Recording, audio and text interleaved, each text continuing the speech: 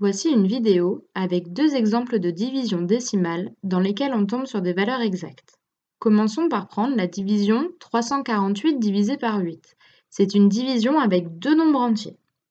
Nous commençons par regarder le dividende, le nombre que l'on va diviser, donc 348, et on regarde si dans le premier chiffre, donc dans 3, on peut mettre le diviseur. Est-ce que dans 3, on peut mettre 8? Non. Donc, nous allons regarder dans 34. Dans 34, combien il y a de fois 8? C'est 4 fois qui se rapproche le plus. 4 fois 8, cela fait 32. Lorsque l'on fait la soustraction, il reste 2. 34 moins 32, cela fait 2.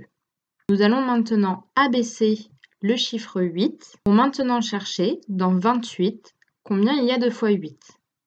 Dans la table de 8, ce qui se rapproche le plus de 28, c'est 24. 24, c'est 3 fois 8. Donc, on met le 3 au niveau du quotient. Faisons maintenant la soustraction. 28 moins 24, cela fait 4. Si l'on s'arrête maintenant, on a réalisé une division euclidienne. Dans 4, on ne peut plus mettre 8. Mais ici, nous allons faire une division décimale. Cela signifie que l'on va continuer. Pour cela, nous allons rajouter des zéros après le 348. 348, c'est la même chose que 348,0. Nous allons abaisser ce 0 pour pouvoir chercher dans 40 combien de fois 8. Lorsque l'on passe à la partie décimale du dividende, donc après la virgule dans le dividende, que l'on place une virgule dans le quotient. Cherchons maintenant dans 40 combien il y a de fois 8.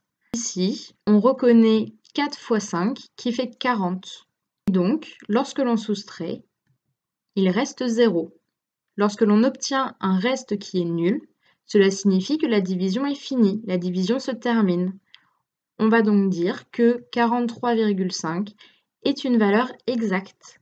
On peut donc écrire que 348 divisé par 8 est exactement égal à 43,5. On met le symbole égal. Faisons maintenant une division où le dividende est un nombre décimal. Par exemple, prenons 21,6 divisé par 5. Commençons par regarder le premier chiffre du dividende, donc 2.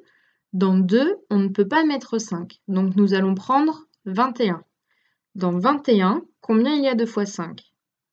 C'est 4 fois qui s'en rapproche le plus, puisque 4 fois 5, cela fait 20.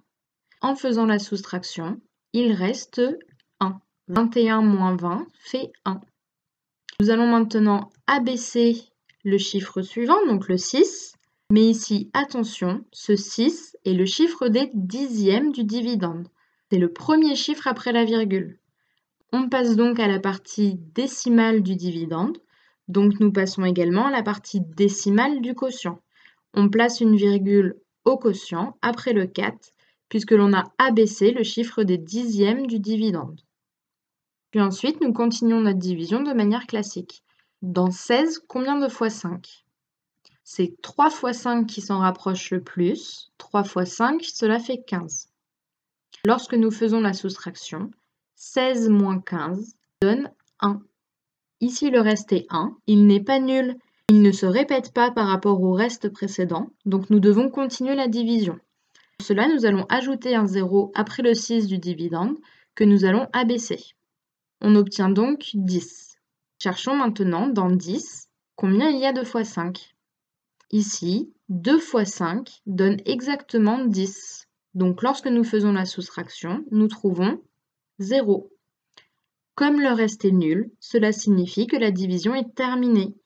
Lorsqu'une division se termine, on dit que le quotient est une valeur exacte.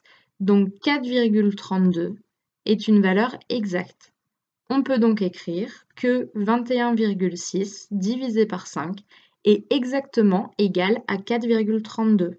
On a le droit de mettre le signe égal.